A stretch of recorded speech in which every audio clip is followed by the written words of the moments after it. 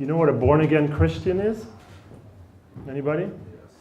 People who meet God halfway through life and then they become these very excited evangelists. There's a few in the US.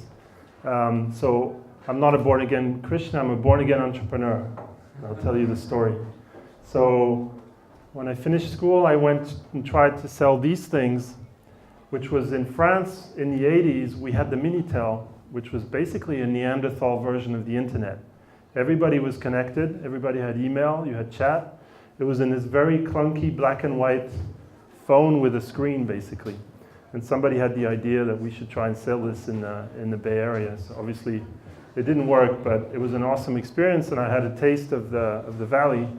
And then I had done an internship for DHL in Budapest when the wall, not long after the wall came down, and loved the company. And basically blinked, and 12 years had gone by, and I'd been wearing jacket, suit, and had a pretty good time, worked in Hong Kong, Brussels, but had a corporate career. And then in 2007, we were in Mallorca, and my son got a really high fever, and we didn't know what it was, and then it turns out it was chronic leukemia. So he has cancer, he's okay. And then within a year, I was sitting in this hospital, and I had a melanoma, kind of skin cancer. So the two boys in the family had cancer within about a year.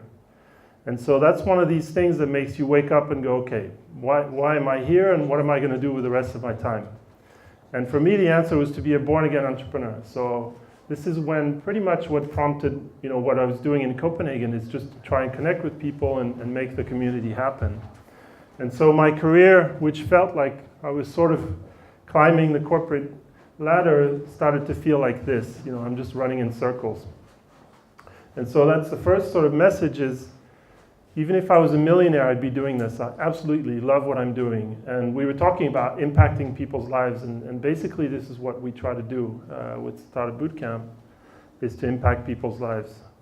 So depending on time, I'll come back to Startup Bootcamp, but I just want to talk a little bit about what's going on with the corporate world. People like these guys, Deutsche Telekom. It's a really funny period in the world because on the one hand, companies have never had so much power. So this is the footprint of McDonald's. And it's actually funny because you see where the opportunity is in Africa. So Africa doesn't have many McDonald's, but it's exploding. It's a completely side discussion. But companies like McDonald's or Walmart, this is Walmart, they have 2.2 million employees. They have so much power. They have more power and more reach than any government institution in the world, like the IMF or even the United Nations. They can go places, they can be offshore, they're completely above the law in a sense. And they've never had so much power. This is the revenue of the top 25 companies in 2010 versus some countries' GDP. So you can see if you're the president of a very big company, you've got essentially more power, more resources than many political leaders of countries. And then you get guys like these, and luckily we're pretty fortunate that there are two good guys. So I don't know if you recognize Warren Buffett and Bill Gates having an ice cream. And as you know, Bill Gates created the Gates Foundation. Basically, he's put all his money back in to do good in the world, and we're lucky. He could have decided to do other things, and then Buffett said, okay, I'm coming in, and now lots and lots of people, probably 50 or so billionaires have said, I give at least half of my money when I die, and the yearly spend, the yearly grants, they've grants for development of the Gates Foundation is $3 billion. The whole budget of the United Nations is $5 billion. So they've all, and soon it'll surpass the United Nations budget. So one guy, essentially Bill Gates and his wife, have more impact money-wise than the United Nations. It's not all about money, but it's a lot. And so, that's also an indication of the discrepancy of where money goes. You've heard of the 1%, and it really indicates what's happening with the guys at the top of the pyramid. But some interesting things are happening. So this is SpaceX. This is the first private rocket to dock with the ISS. So you know Elon Musk from SpaceX built this private rocket to go up, and it's the first private spaceship to dock with the ISS. And what's interesting about what he's done is he's done it for 320 times less than what NASA would have done. So if you compare what NASA spent to send someone to the moon and put it in today's dollars, he didn't quite go to the moon, but the cost ratio is incredible. And so someone from Shell, not a small company, wrote, in my view, the docking of the Space Dragon, SpaceX, with the ISS is a Sputnik moment, signaling a major shift in the balance of power between small and large institutions. So you essentially have an entrepreneur. Okay, Elon Musk is a billionaire to start with, and he did spend $1 billion to get to that point. But in the big picture, it's not a lot of money. Completely disrupting what NASA does. How many of you have heard of the X Prize? Yeah, a few. So the X Prize was basically, somebody said, the first one was, if you can build a ship that can go take 2 people into space, land, and send another 2 people into space within 2 weeks using the same ship, we'll give you 10 million. And there was a bunch of people who worked on it, and the winners were Virgin Galactic, so backed by Richard Branson. They spent 20 million to do it, and they got 10 million back. But still, 20 million, to build a spaceship is peanuts. And it drove all this innovation. And the X Prize is continuing. So now you have the Lunar X Prize, which is backed by Google, and you get $30 million if, and I'll read this to you because you can't read it, but basically a team must land a robotic spacecraft on the moon, navigate 500 meters over the lunar surface, send video, images, and data back to Earth. If you can just do that, the ship doesn't have to come back, just has to go there, move around 500 meters, send video. If you can do that, you'll get 30 million. Right? Incredible. And there are other crazy guys, like, I don't know if anybody heard of Copenhagen suborbitals? Anybody into spaceships? So this is a guy, a Danish crazy inventor. He built one of the world's first private submarines. And now he's building this rocket to send one guy into space and come back down. And it's completely open source. So everything they do, every design, everything they put online. And we say, anybody can copy what we do. And their budget is ridiculous. It's like $2 million a year or something. Completely funded through donations. And so, I'll give you one more example. There's another X Prize on healthcare. So healthcare in the palm of your hand. You get 10 million if you can build a device capable of capturing key health metrics and diagnosing a set of 15 diseases. So 10 million. So you can imagine if the government of Poland or any other said, we're going to build a device that can find healthcare metrics and diagnose 15 diseases. It sounds like a $2 billion project, right? Somebody's going to do this. And so people are disrupting innovation completely. So it's balancing. There's this, on the one hand, so much power in the hands of big companies and CEOs. They've never had so much impact. On the other hand, they've never been so scared. Because there's so much innovation coming out, the idea of 2 guys in a garage completely disrupting an industry has never been so true. And then there's another thing going on, which is, when I finished school, undergrad, basically you had 2 choices. It was either go get a job or go to graduate school. I mean, launching a startup was incredibly rare, right? It was basically the semi-crazy guys who were always born entrepreneurs. But I don't have to tell you this. So launching a startup now, this is based on a Mark Suster blog he did a while ago, is basically 90% cheaper than it was, say, 5 years ago. So he was just listing the things he had to do. He built a software as a service company 5-10 years ago, and this is all the stuff he had to buy, to get going, servers and actual physical servers sitting somewhere.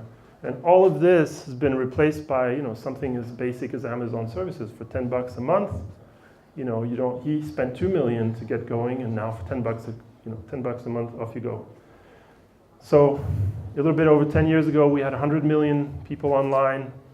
You were connected. You don't remember any of this. I do. I mean, you're connected, almost with a dial-up via your fixed PC. Distribution, I mean, you don't remember probably again, but like CD-ROMs and stuff like that, right? And now, billions online. We're always connected. I land. I just check my email as on the bus from the aircraft. Multiple devices and social distribution. If you get a home run, my son watches. He's 10 years old. He watches a YouTube video, PewDiePie. Anybody heard of PewDiePie? This is a Swedish guy who plays games and records himself as he does it. He's the #2 number of views on subscribers on YouTube. He makes $6 million a year playing games, and he's really funny, and my son thinks he's great. PewDiePie, never heard of him. And the other thing is,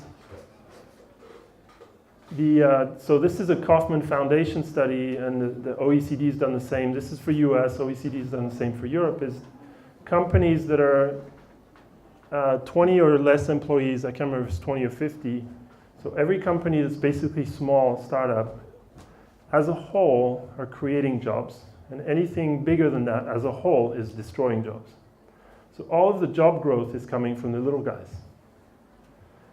So my point is this is why all these companies are starting to create their own programs, accelerators. So you have Deutsche Telekom, our friends. They have a program in Berlin and in Krakow. And this is just off the top of my head. I did a list of the programs I knew that are run by corporates. So this is the New York Times. They have an accelerator. So on the floor in the 30th floor in their building in New York, you can go, and if you have a media startup, you can join. This is PricewaterhouseCoopers. And by the way, what an accelerator is, nobody really agrees, but they say we have an accelerator. Basically, it's we need ideas. We'll give you some money and brand. Come and share your ideas with us. This is Microsoft, Nike. This is the Turner, basically CNN, the Turner Networks. Shell, Coca-Cola, Red Bull, British Airways. Next one is Barclays. Hobran, I mentioned. Allianz, this is just the ones I know in Germany. I live in Berlin. ProSieben, big TV media network. And Axel Springer, also a big news and media conglomerate. I'm sure there's a bunch in Poland. Anybody? Is there a corporate accelerator in Poland? No? It's coming. They're thinking about it, I'm sure. I'm sure every VP of innovation or biz dev is thinking, one of our competitors is doing accelerator, we have to. So it's a really interesting time. On the one hand, these companies are massive, they have huge money, never been so powerful. On the other hand, they're all saying, please give us ideas. Like we're scared shitless, and we don't want one of you guys to kill our business model, so please come and do it with us, we'll give you some money, and then if you're interesting, we'll buy you. Slightly cynical view, but on the one hand, it's awesome that all these big companies with a lot of resources are finally saying, we're open for innovation. And what's interesting is cities as well are starting to wake up. So London has been super proactive. They have a number of initiatives. One of them is Tech City. So basically their job is to import companies and make sure they have an awesome environment for startups. And I live in Berlin, but Berlin has been completely grassroots, probably the way Krakow is developing. So meaning people like Piotr and others are just saying, this is a cool place to do startups, let's get going. Basically no government intervention. And it's a booming ecosystem, right? Every other person I meet in Berlin has moved to Berlin within the last 6 months to do a startup. Okay, just quickly background on Startup Bootcamp. And actually I just want to stop talking, and the fun stuff is when we talk over beers. So as I said, I had a corporate career and I had this life turn, and I started Startup Bootcamp in 2010 in Copenhagen. So I have a French passport. I was born in Spain. I grew up in Africa, and my wife is Danish. And I live in Berlin. But I happened to be in Copenhagen and started this, and now we've got 8 programs and working on more, and our vision is to have a global network of accelerators. So I always explain my explanation of an accelerator versus an incubator. So an incubator is somewhere you put premature babies until they're ready for the world, and you keep them warm and safe, and when they're ready, they come out. And we think that's a complete wrong analogy for a startup, right? We're the rocket booster on the shuttle, you know, that big gas tank that basically burns very intensely and then falls off. And the fuel is a mentorship. So in Berlin, the program I run, we have 150 mentors, most of whom are serial entrepreneurs, and they all volunteer their time to help the startups because they think it's fun, and they learn a lot. Last year, this was actually year 1, but out of 11 startups, we had 3 German startups. So teams come from everywhere, US, Australia, Portugal, Croatia, Estonia, UK, France, etc. And the way we select teams is, so we don't read PowerPoint or business plans. There's a few questions on the web, and then we do Skype interviews. So we had several hundred applicants. I did 75 Skype interviews last year for the teams. This was a Korean girl who was with her co-founder. He was Russian, but based in London, and we did a Skype interview. And there's a lot of that. And then what we do is we bring the best 20 teams to Berlin for a kind of X Factor weekend. So we have 60 mentors or so. We make 20 tables, and the teams rotate for 2 days. And so here we have, like in the middle, this is Jürgen. He sold his company to eBay. We have an alumni, actually the guy from Ego Archify, Max, and even a guy with a broken leg. And the teams rotate and pitch the mentors, and at the end we do you're in, you're out, you're in, you're out. So there's a lot of buy-in to get in. You don't just get accepted. You have to fight to get in. And then basically we give 15K in pizza money, pocket money, basically to make it cost neutral to come to the program. So we don't want people to spend their own money to come on the program. And then we have this 90 days of acceleration, and 6 months of free office space, so 3 months during the program, 3 months after. And if any of you are in Berlin, we're at the Rainmaking Loft, which is this co-working space we created. It's pretty awesome, right by Checkpoint Charlie. And we also have one in London, actually, right by the Tower Bridge. And this is what the program of this is my actual Google Calendar, the first week of the program last year. And you see there's a lot of speed dating. There's no way you can spend a lot of time with 150 mentors. So we put as many mentors in front of as many teams early in the program. And then basically it's like a dating process where some of them fall in love with each other and they start helping. And then I do status every week, 1 hour with each team, so 2 every day. And then we have, people coming and do talks and all that. It's very intense, especially in the beginning. There's a lot of input, and then we try and slow down and give them time. So this is Erin. She's doing the Airbnb for yachts called Yatiko. She's a Stanford grad from China, and she's doing a speed date with Kevin and Risto, who are doing this connected car solution, and they're from Estonia. So on paper, they have nothing to do with each other.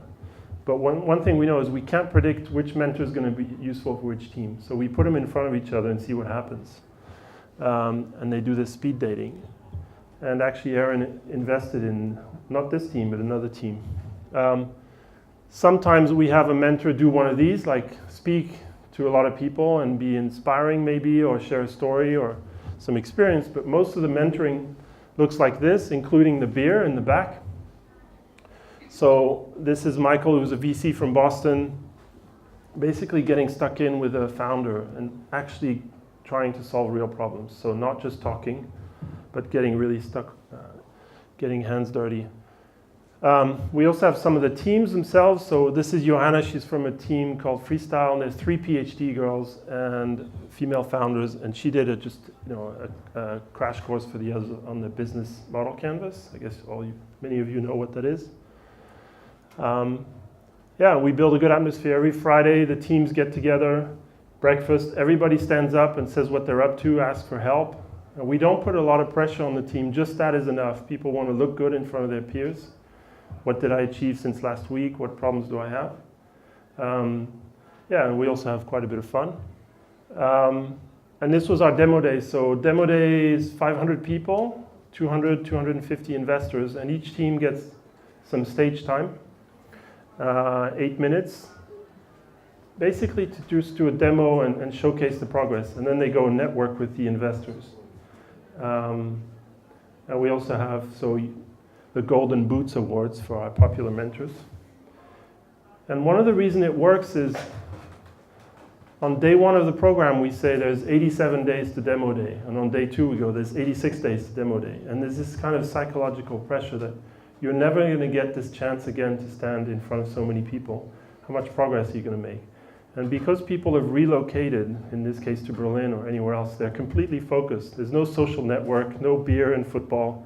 They're just, I have 3 months, I'm going to give it 100% focus, and we see what happens. And so our value proposition to teams is in 3 months, you can make a year of progress, and you can figure out if your startup's going to work. And we like seeing startups do this or this. It's okay to fail fast, but just don't do the average startup, which is just kind of survive for years. So yeah, this kind of now panic and freak out, 1 day demo day. And so something like Startup Bootcamp and other accelerators is more than anything, it's an opportunity. The teams that are super focused and connect with the mentors in a really good way, really hit the ball out of the park and make amazing progress. And I've done this 4 times now, and the number one success criteria for me on a personal basis for founders is persistence, like just not letting go. Right? There are so many bumps, especially at the beginning. So many teams are just out of money. One of the co-founders is leaving, customers aren't signing up, whatever. You just kind of survive another day and just hang on. And most successful entrepreneurs you meet, whatever they're successful with is quite different than what they started with. They kept at it. There's very few people who have the brilliant idea, and it's just, from day 1, they sketch it out and boom, it turns into reality. And so the rocket booster falls off. Hopefully the startups stay in orbit, don't come crashing down, burning in the atmosphere. And then every now and then, we have, this was Australian team, French guy, Australian guy. They raised 750K, and they were celebrating with champagne. And we did this over Skype because they're in Brisbane or whatever. And that's fun. It's fun impacting people's lives that way. Every now and then I get a note saying, Startup Bootcamp is the best thing I ever did. That's what gets me up in the morning. So last year we had support from some big brands, and this year we actually have more coming on board, and we're focusing the Berlin program on transportation and energy. So I'm sure you've all heard about Uber and Lyft and Amazon drones and Hyperloop, and there's a lot of stuff going on around mobility, and well over half the population in the world lives in cities now. There's some incredible numbers. So 40% of the fuel, of gas, that is spent in a city is spent looking for parking. That's just a data problem, right? Where do I go? And so there's a lot of really cool stuff to do. And so we're pivoting the program on transportation and energy. We're actually, as far as I know, one of the few programs in Europe, the only one I don't know, to be transparent with our results. So we've done 123 startups, 70%, 69%, this is a bit outdated, have raised money. The average raise, and they're all very early stages, 400K. And so far we have about an 80% survival rate. Of course, the ones who died are replaced by new ones that are coming on. So that was my piece on Startup Bootcamp. How many of you have heard of the EIF? European Investment Fund, yeah. So they're the biggest investor actually in venture capital in VCs in Europe. So it's a 3.8 billion fund, which is actually our money, most of it. Most of it is European bank, European Commission, a little bit of private. So we are, as a group, European taxpayers, the biggest investors in VCs. And if you look on the VC websites, you see a little European flag. They're investors in 80% of VCs in Europe. So they get to see, they've made, through their VC investments, they've made 3,000, and this is old now, 3,800 investments in startups in Europe. So they have the best data set of anybody. And I stole these slides from one of the guys, and they said they've actually generated 17 exits with valuations over 100 million, generating 7.3 billion. They also say, on average, VCs, and this is true in Europe as well, don't make money. Only the top quartile, maybe the top 10% make money. So 90% of these VCs were giving you shit about your business model and are you going to make money? They don't make money themselves, right? It's really hard to make money as a VC. But, you know, there have been home runs in Europe, a lot. And you can't see this slide, I can share it maybe. But what they're saying, the interesting slide I wanted to show is, when they look at the pipeline that's in their current investment portfolio, they're saying they're seeing a lot of really big companies come through.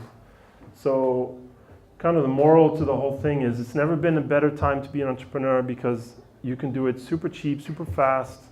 People are used to working in all sorts of setups like remote. The tools are there to help you do it. Companies are open for business, even the big boys. They've never been so powerful, but they've never been so open for innovation. And there's a lot of really awesome companies coming down which are going to IPO or be acquired, and that generates, there's always some more money that gets back into the system, because if 50 guys in a company become millionaires, not all of them go on the beach. Some of them do put their money back in the system.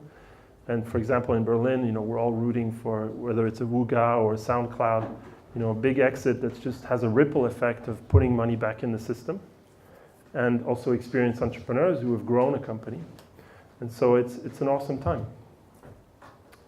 That was it. Thank you very much.